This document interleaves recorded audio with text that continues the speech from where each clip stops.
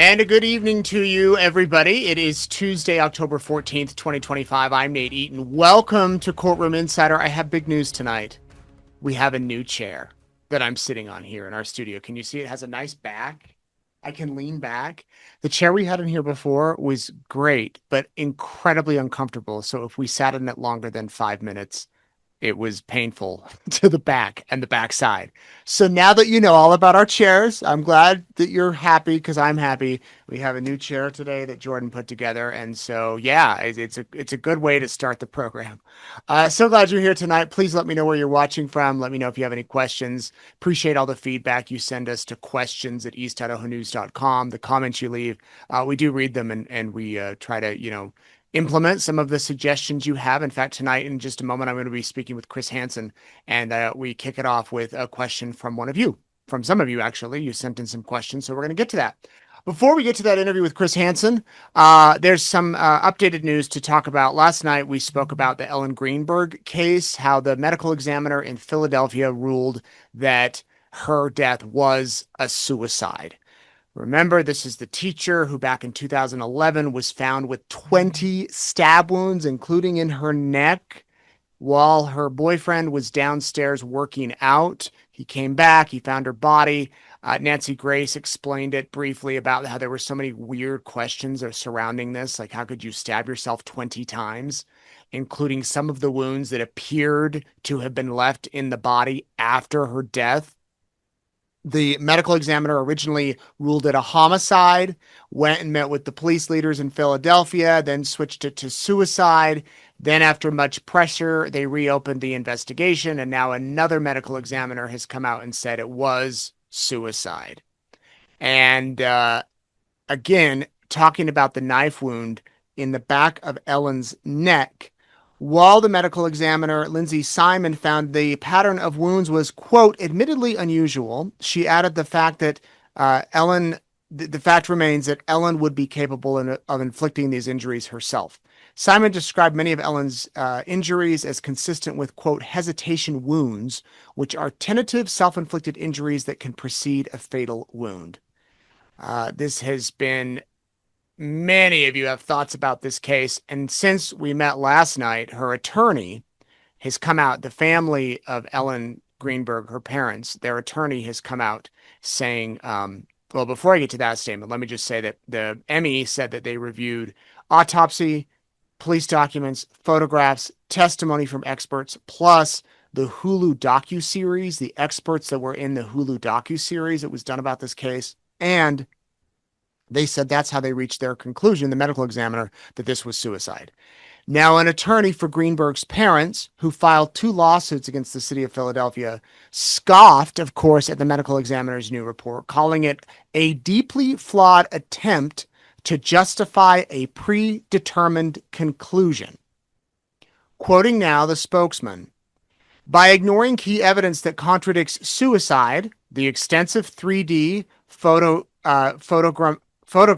proving Ellen could not self-inflict all of the wounds, unexplained bruises, missing surveillance footage, an intact lock, accounts of a toxic relationship, etc., Simon builds a flimsy case on distorted portrayals of Ellen's mental health, propped up by cynical distortions of Ellen's managed anxiety, a condition widely experienced daily by over 40 million Americans, William Trask said. The ME in her report said that Ellen had anxiety, which would have been one of the reasons she ended her life by suicide. And this is the spokesperson saying, hold up, 40 million Americans have anxiety. You're not going to say that they're going to go and end their lives with suicide. The spokesman goes on to say, this report is an embarrassment to the city and an insult to Ellen and her family. Ellen's family just wanted the truth. It is clear the truth will not come from Philadelphia's law enforcement machinery. Though Ellen's city turned its back on her, we will continue through other avenues to get justice for her murder by any means necessary. The medical examiner's office agreed to look at this case back in February after, as part of a settlement. It was part of a lawsuit that her family filed against the city. And They got an undisclosed amount of money, and the city did not admit that they were wrong, but they did admit to reopen the case. And then there's also been a separate lawsuit filed against Dr. Marlon Osborne, the pathologist who conducted the 2011 autopsy and initially called it a homicide before changing it to suicide. That one was also settled. And at the time, Osborne said, "It is my professional opinion Ellen's manner of death should be designated as something other than suicide." This is a case that will be talked about for a long, long time. And you hope for their family, for her family. And Nancy Grace wrote a book about this, what happened to Ellen. And if you go on and watch the interview I did with her a few months ago, there's just so many red flags. There's so many red flags. And I'm not an expert. I just interview experts, and um, that's what we know now. So a little bit of new information tonight about the medical examiner, the Ellen Greenberg investigation, and what happens from there. And we've posted stories. You can go read them on east.idahonews.com if you want to get caught up on that. All right, now to my guest tonight, Chris Hansen. I don't think he needs an introduction. Chris Hansen, I remember when I was a kid in the, no, I wasn't a kid. I think I was, anyway, it was in the mid 2000s. So I would have been a young adult. And this show called To Catch a Predator came on TV. And it was this journalist they would have these men who were looking for teenagers to have sex, and they'd show up at the house, and they'd be confronted. And it was a massive show. It was on Dateline. It was part of Dateline, and then they spun it off to create its own series called To Catch a Predator. And at one point it was on like every night of the week, and everybody was watching it. That Dateline show, To Catch a Predator, ended, and Chris left NBC, but he's gone on to continue this tracking down predators. And in fact, he has sting operations. He's been busy the past like 2 months going to different states and still putting these out on True Blue TV. He also has a YouTube channel. You can watch him there. And he's done a lot of great work trying to expose this behavior and how common it is. And, a few weeks ago, if you missed it, we did our investigation that East Idaho News did with the Attorney General's office, where we went undercover with the AG investigators, the ICAC unit, the Internet Crime Against Children's unit. And we went out, and it was like every morning you could go and arrest a different one. There was two in the same apartment complex. Their buildings were back to back. They had no idea that they were both there. And we went with them as the police arrested them and charged them with this type of behavior. That type of stuff was soliciting photos and exchanging photos and videos of kids online. What Chris does is actually go out with a crew and police, works with the police, and arrests all men who are going after these young girls, young boys, in hopes of having a sexual interaction with them. So the other thing Chris is now doing is the Roblox social media angle, where there are predators that are entering these games, and my kids are on Roblox. It's the biggest platform for gaming in the world, and it's not just, it's like a universe within a universe where you can go on and create your games and other people can play them, and there's Robux, which is money that's exchanged in the platform. Anyway, he did a panel at CrimeCon just a few weeks ago in Denver with Schlepp. I interviewed Schlepp. If you missed that, go back and check it out. Who was part of Roblox and went after the predators who were in these games. And now Chris Hansen is working on a docuseries that's going to be coming out soon about that very issue. And so I wanted to catch up with Chris. Chris has become a friend over the years. We were on the crime cruise together last year. We've been at CrimeCon together. We've spoken several times, and Emmy did an interview with him, and it was a lot of fun. So anyway, here is Chris Hansen. Well, Chris, it's great to see you again. Been a couple of weeks since CrimeCon. How you been? I've been great, Nate. Thanks for having me on. I'm used to being interviewed by your lovely and talented daughter, so this is the first time This is we've actually had to gonna be a chop it up. downgrade from that interview, but You should be so proud of her, by the way. I get such a kick out of her. She's great. she's loving it. I wanted to start off today by reading this question from a guy named Alex, who Sure. asked that I asked you this. He says, "I've always wanted to know, instead of entering the minds of predators, I'd rather enter into Chris's mind. Does he feel after How do you feel after confronting predators for decades? Do you feel defeated by seeing this continue to exist? Do you lose hope in humanity during this time? Curious how you feel about all these years of terrible men doing terrible things. Well, it's a great question, and it's usually prefaced by the other question, which is, do you ever go to therapy for talking to all these guys? And I guess the answer is no. I'd never lose hope in humanity, and I am shocked that 21 years into these investigations, the guys still show up. I think it's because there's so many different platforms and more, it seems, every month where adults can approach children and try to exploit them.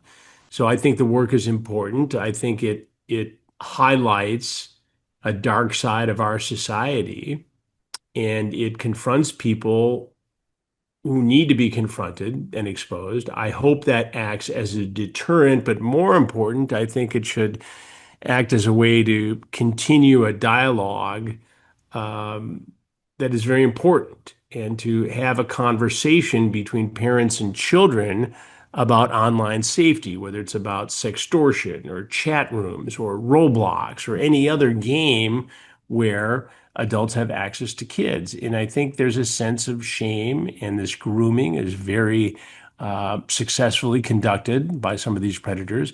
And I think parents need to grab their kids and say, look, if something happens to you that makes you uncomfortable, come to me and together we'll solve the problem. I'm not going to get mad at you. I'm not going to harm the messenger or yell at you. Just let me know what's going on and we'll get this done. Because time and time again, Nate, I talk to parents whose kids were afraid to tell them there was an issue, there was a problem. And that's when disaster strikes.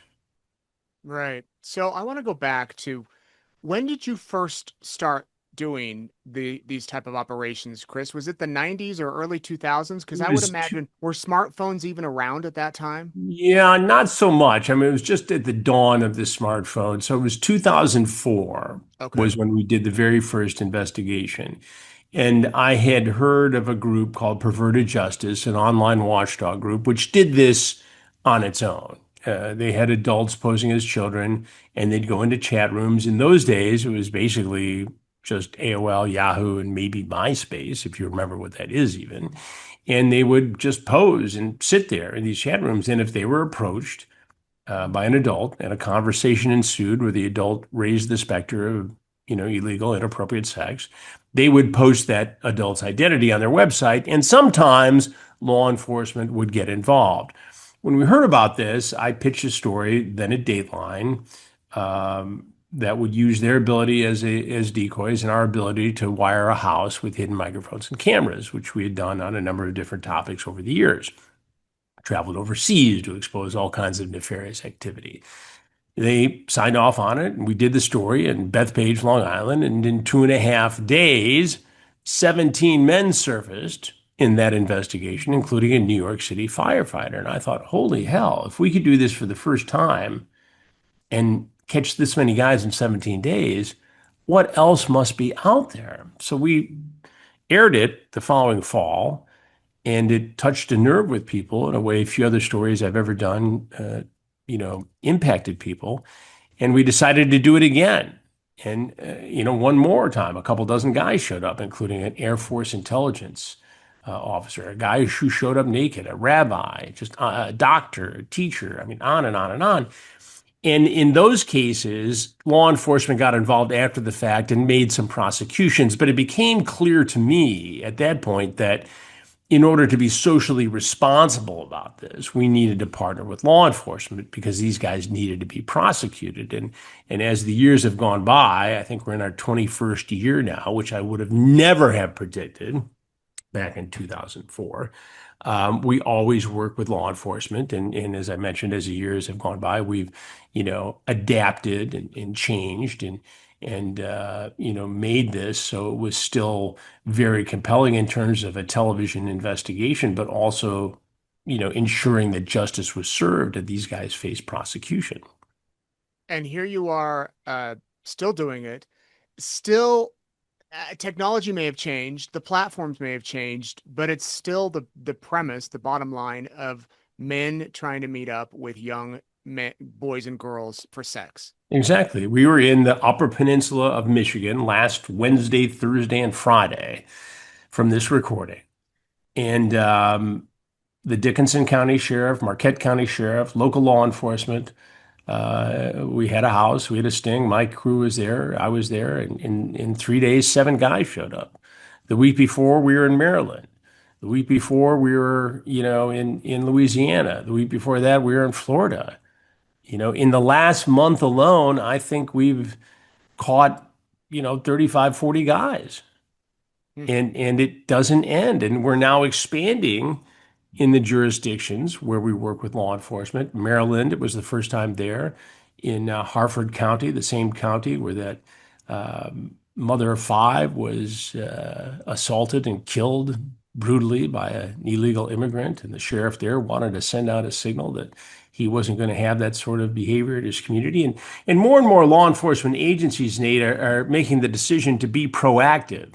Law enforcement is tired of reacting to heinous crimes against children. You know, Fine, they will bring the perpetrator to justice. But what if we go out there and we're proactive, like law enforcement is along with us in these stings, and they go after these guys before they can strike a real child?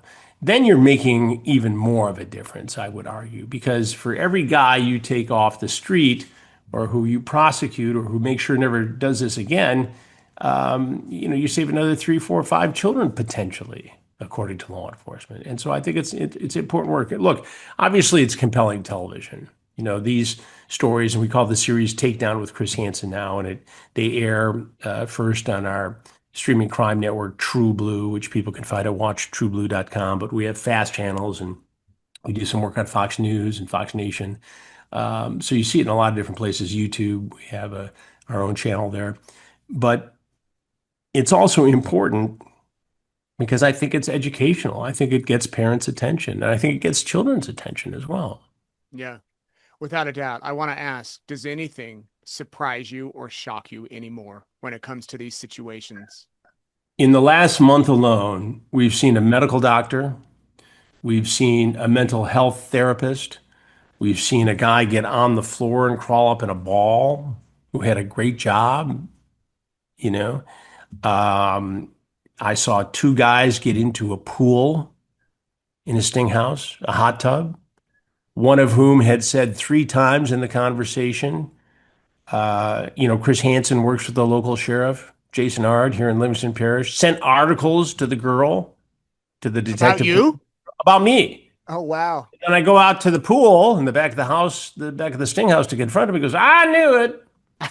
50-some-year-old man who's Wow. who's there to meet an underage child who he knows is home alone. He's in Louisiana on business, working from Texas, brings his buddy along, who may or may not have known exactly what was going on, but they're both in trouble now. And they're splashing around in the pool. It's unbelievable.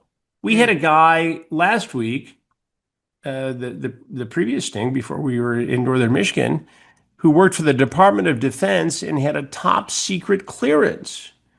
His wife was in another state in Pennsylvania picking up one of their children. He's out trying to meet a 14, 15-year-old boy for sex.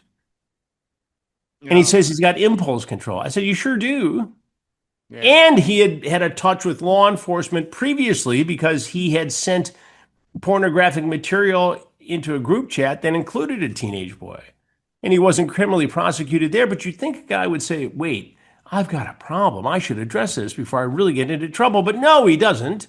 And he ends up really in trouble. Right.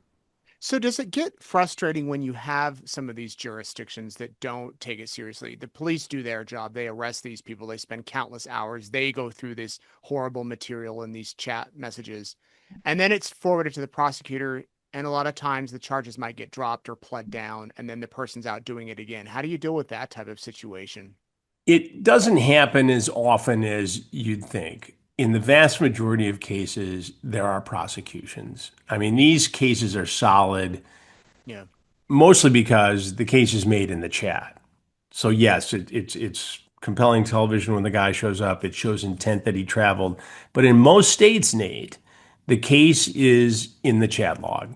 It's the solicitation of a minor. It's using a computer to commit a felony or to solicit a child.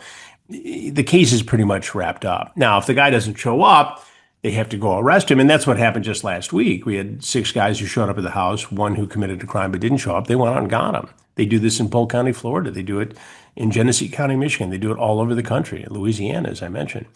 And so they do get prosecuted. Now, people in some jurisdictions who see these investigations are a little frustrated because in many cases, if there's no child porn or if it's the person's first offense, they will get probation.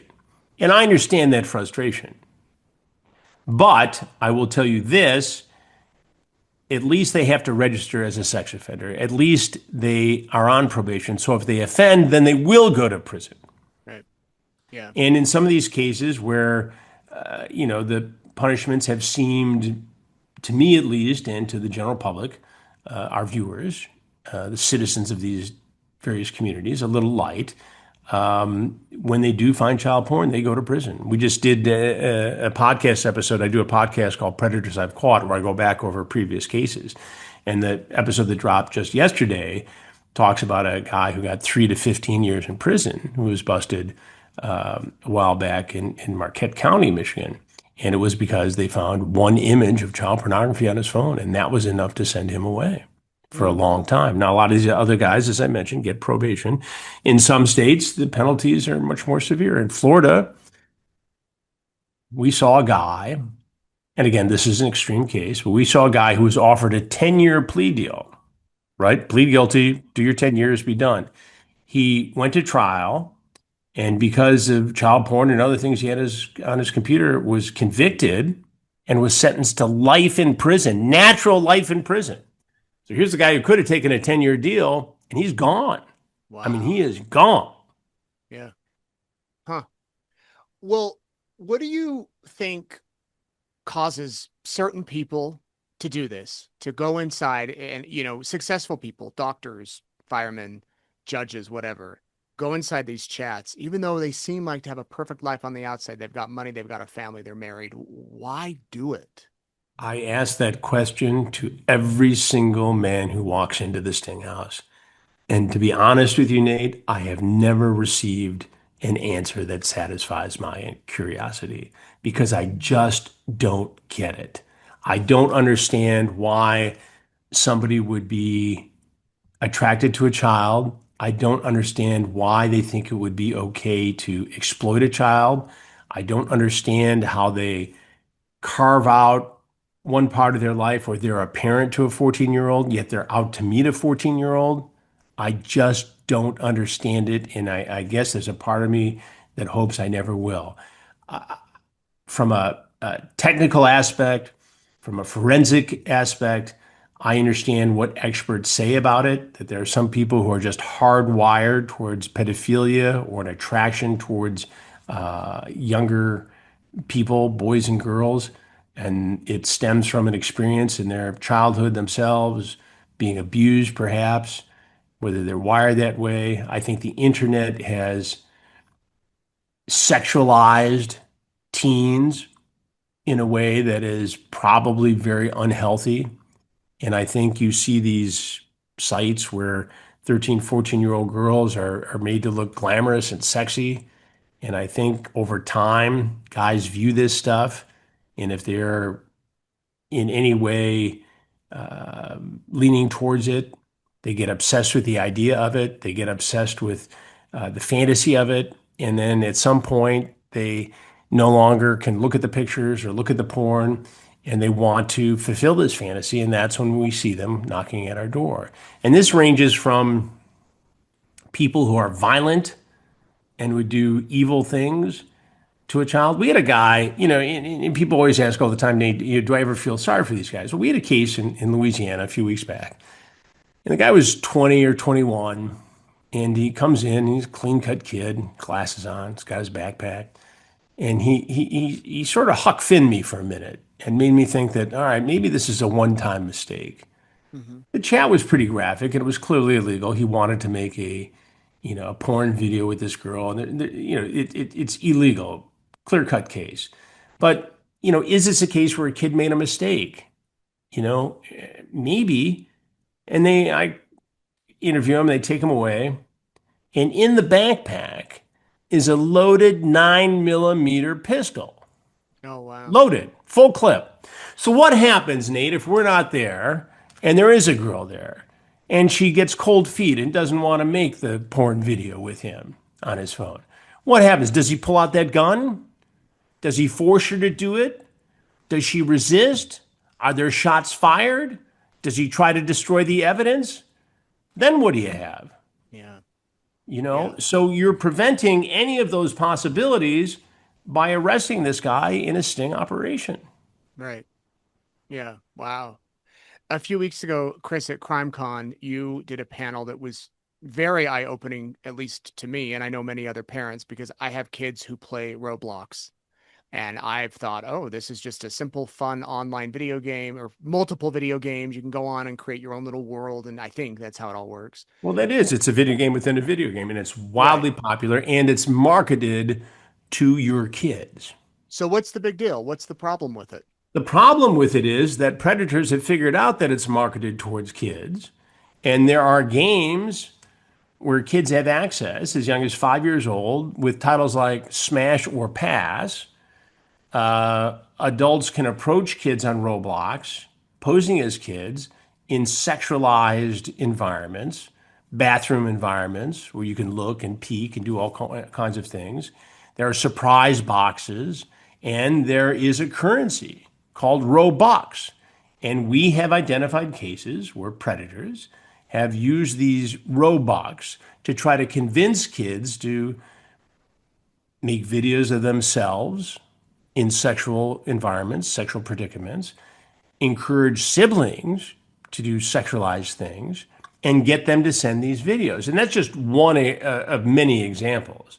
I mean, we've interviewed people in one county alone in Florida, Marion County, Florida. There was a case where a 17, 18-year-old guy was doing exactly what I talked about with children, having them send videos. They bust him. And there's another victim down there who had a predator do this to her. She was 10 years old. And it turns out that predator is all the way over in the UK, in England. So we've got these ubiquitous crimes being committed. And it doesn't matter whether you live down the street from the target or whether you live across the world from the target. And so they want to have this environment where people are free to create and do things. And some wonderful things take place on Roblox, unquestionably. And it's a dynamic, very successful, publicly traded company. But their attitude, at least in my estimation, has been that we know best, we created this environment, and we can police it. Yet they won't allow law enforcement to conduct investigations on the platform, and I know this to be true. And they have thus far, after weeks and weeks of discussions and Zoom calls and emails, they have refused to sit down with me for an on-camera interview. They want to give me a handout interview. They want to give me background information to help me to be accurate in my reporting. But they don't want to answer my questions. They want to answer their own questions. Or they want to go on a morning show where there's limited time and they can control it. Or do a tech interview at a tech fair, where they're on friendly territory. And so now I'm in a position where, because I believe so fervently that they should be held accountable, that I've got to consider a spontaneous, unscheduled interview, which are sometimes unwieldy and not as flattering as a sit-down interview. So that's where we're at on that. But we're in the home stretch of this documentary, and I don't think this is a one documentary type thing. Right. I think this goes on in episode after episode, because I think this is the new predator investigation. There's so much of this activity on Roblox. And I hear this. I mean, every time I post an update on social media, the response is unlike anything else. In fact, that panel discussion you talked about at CrimeCon, where we had Michael Schlepp, who was a child prodigy on Roblox and was invited to all these fairs as a young kid, all these events, who was ultimately groomed by a content creator at Roblox and became suicidal over this abuse. Now he has come back around at the age of 22 and become an advocate and caught some predators on Roblox. What did Roblox do? It banned him. It sent him a cease and desist order. All kinds of very aggressive things were unnecessary. Now, when we outed Roblox and all this, suddenly we want Schlepp to be a part of the solution. Oh, But they the did. Roblox, yeah, they did. They've said that, and they wrote him a letter and said that. But we'll see. But the point is, I'm in this discussion with a spokesperson at Roblox, and this guy knows the deal. He's a former network news producer, right? And I said, "What?" I said, "You know what this is about? You guys have to sit down and answer the questions. This is television." And he said, "Well, we don't want to do that because you interviewed Schlepp and you interviewed the Louisiana Attorney General, and it looks like it might be a hit piece." I said, "Not a hit piece if you sit down and talk to me about it." Right. And I just moments ago recorded a video before I sat down with you and put it out on social media, updating everybody on that and talking about the fact that they're refusing thus far an on-camera interview. And so I anticipate that by the time you and I finish, there'll be a lot of reaction to that. Well, they should. They need to. They need to interview Well, I and think also, people, as we prepare this documentary, we took that CrimeCon presentation, Nate, and we turned it into a podcast episode. One of my podcasts is called Have a Seat with Chris Hansen. It's more of an interview program than the Predators I've Caught, where we look at past cases. And so that is up now wherever you get your podcasts, and it's also on my YouTube channel, Have a Seat with Chris Hansen, so people can watch an oh yeah, edited version of that presentation, that panel we did, which was very compelling. I mean, that right. detective is so sharp and so dedicated to this cause, and Schlepp is just an honest young guy trying to make a difference in the world. I Yeah. mean, he really is. Chris, do you know when the documentary will be out, The complete? documentary's not finished yet, so I've got about two or three more interviews, and you know what that's like. I'm guessing sometime between late November at the earliest and early January at the latest is the target date we're talking Okay. about. I mean, it's in editing, we're working on it.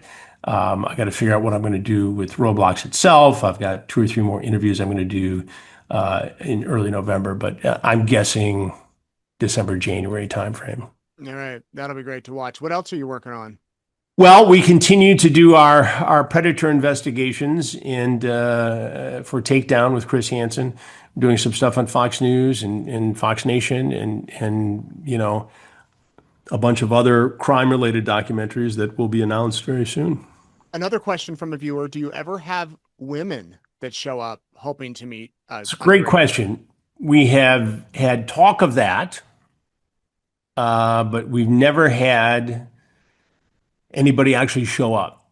So we've had guys say, I'm bringing my wife or my girlfriend along for, a threesome or whatever else. And it never materializes. And I think when it comes to female predators, the experts tell us you're more likely to see the teacher student scenario. The female predator doesn't like the anonymity that the male predator so enjoys in these scenarios. And so, no, we have never seen one. There have been a couple cases over the years, but most of them have been the teacher. And I've never seen, more cases of that in the last couple of years than ever before. Female Yeah. teachers preying upon male students. I mean, it's shocking. Every week, it seems, there's another case. Right. So, Chris, correct me if I'm wrong, but when we were on the crime cruise about a year ago, was that your first cruise? It was my very first crime cruise and my very first cruise. Cruise. And what'd Yeah. you think? I enjoyed it. I enjoyed the people. I enjoyed, having dinner with you guys and you and your wife and the rest of the presenters. And we enjoyed it. My wife had been on a cruise before many years ago, but it was my first cruise. And look, I think, I think we dodged some weather, didn't we? Or Yeah. Well, we got rerouted to another got island, which was rerouted great. because of Yeah. some weather, but it was great. Nice folks and enjoyed everybody and had a good time. So I think we're in for the next one, which is Yeah, I was gonna a say year you from must have now. liked it enough because we'll be there and you'll be there. Yes. So, what would you say to people that there's still cabins available? People can still Well, come. look, I think it's the best of both worlds. CrimeCon has become this insanely popular event, right? And the Red Seat folks have done an extraordinary job putting this together and making it a high quality event. And for people who create content or people who consume content, either way, it's a great opportunity to learn and see experience all of this, amazing work that's being done in this sphere. And look, the cruise is a smaller venue. It's fewer people, a lot of free time, a lot of fun, some great ports, and you get some sun along the way. So, but it does create, I tell the story about a couple that my wife and I met, Gabrielle and I met, and they've been fans of the crime shows, and they drove all the way up from Alabama or down from Alabama to Florida to be on this cruise, and both of them had some physical challenges. They had to, use scooters, and I just happened to be in a position where I could take some time to talk to them. But anytime you think you have a bad day, these people loaded up their van, drove all the way there, went through the extra effort of having, physical challenges and using scooters and everything else, and could not have been happier just to be a part of the process. And when somebody goes to that effort to go see you speak about your craft, then you should just be thanking the Lord that you have the ability to create content for those people. And when folks like that show up, I'm in. Yeah. Oh, that's great. That's a great synopsis. Chris, thank you. Anything that you want to add?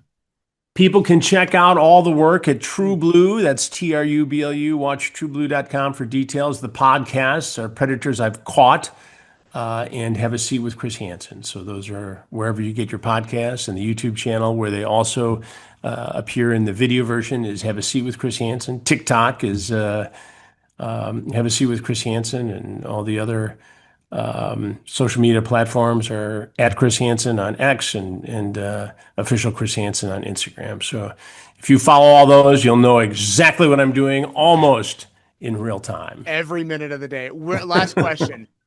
Have a seat. Was that just something that came out one day and it stuck? It's just something that came out one day when I was trying to gain control of the situation, just keep some, safety in the whole first couple of episodes that we shot, the first couple of investigations, because we didn't have law enforcement in the first two. I had a security fellow with me, Ronnie Knight. But, I just get him in the chair because all the cameras were focused on the chair. In fact, one time we had an investigation where a little person showed up, a fellow who showed up for a child.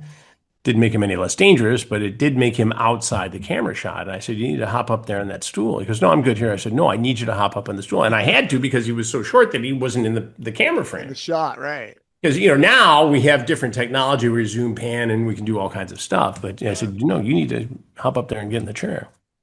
So it just became a thing. And now it's on T-shirts and ball caps and everything else. Memes on social media. It's your everywhere. Facebook meme, have a seat. Yeah. Everywhere. Well, thanks for having a seat with me today. Well, my pleasure, Nate. It's great to see you, and I'm sure I'll see you soon. All right, let's catch up soon. And when the documentary's out, please come back because I'd love to. I promise you I will. Yeah. Cool. Okay, so if you can make it, it would be lovely to have you on the Crime Cruise. Crime Con next year is in Vegas. So it's in Las Vegas in May. You can use the promo code EATON, EATON, and go to CrimeCon and you'll get 10% off a standard badge with that code. And CrimeCon, there's 7,000 people. It's just massive, and classes and stuff happening all the time, multiple things happening, like 5 things at a time happening all day for 2 days, 2.5 days. And that's great. It's so much fun, and everybody's there, and it's a blast. And in Vegas, the nice thing is Vegas, you can walk everywhere. It's at Caesar's Palace, so you don't necessarily need to stay there in that venue. You can stay at any hotel on the Strip or off the Strip, and there's Ubers that come and go. It's an easy place to get around for hopefully a little bit cheaper if you book your hotels even off-site or whatnot. So that's coming up in May. But the cruise, Chris and I have been invited back on the cruise. We will be presenting on the cruise about different topics. And that's next November. So you have a whole year. You can go on, reserve your spot, use the promo code EATON. Again, you get 10% off, and it's a blast. It's not 7,000 people. It's like 300 or 200. It's much, much smaller. And when I spoke to the CrimeCon people a few weeks ago, they had sold quite a few. And so once they're gone, they're gone. And I got to tell you, probably the funnest thing we did there on the cruise last year was Family Feud. I had my team. I went against Cheryl McCollum. My team won. Then I went against Matt Murphy. My team won, and then we won the grand prize. We won Family Feud, and you better believe it, there will be a rematch, and I want you on my team. So, and Erica wants you on our team. So that's going to be next November on the Celebrity Cruise Line, and we go out of Florida, and we stop at, I think, Mazatlan. I think. I don't know the specifics. But anyway, go on crimecon.com if you use that promo code. And yeah, it'll be a good time. And it's not as many people. If you hate crowds, the cruise might be the thing for you. And it's so cool because you get to like go do a little bit of the crime con stuff and then go explore off the island and then go exercise on the boat if you want or hit up the buffet and then go back to the crime stuff. And we have dinner together every night and it's just a blast. Anyway, there's what we've got. So hope to see you there. You know who else I saw at CrimeCon this year was newspapers.com. So many of you went up and thanked them for sponsoring us. And I can't thank you enough for doing that because that allows us to continue to do these Courtroom Insider programs. The amount of time I spend doing this, I love it. I love doing these programs, and we have many more things planned, and we have to thank newspapers.com for supporting us. I talked last night about the guy who escaped prison here in Idaho and was found. He killed 2 fish and game wardens and then was found and ended up being acquitted and was released. So many of you are familiar with that story. I can't believe I wasn't. But yeah, anyway, that was great to discover, and I discovered it all on newspapers.com. You can go check them out. You get a free 7-day trial. You can go explore all you want. And then, if you're ever bored or ever looking into your family history or looking into your neighbor's family history, you know what I mean, go on newspapers.com and you can find out all sorts of good stuff.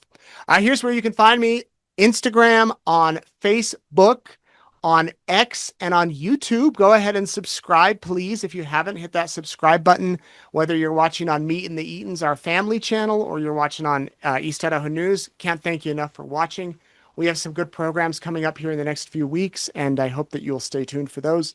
And I just have to thank you for watching, and a big thanks to Chris Hansen for coming on Courtroom Insider tonight. Everybody, I hope you have a great night, and we will see you again very soon.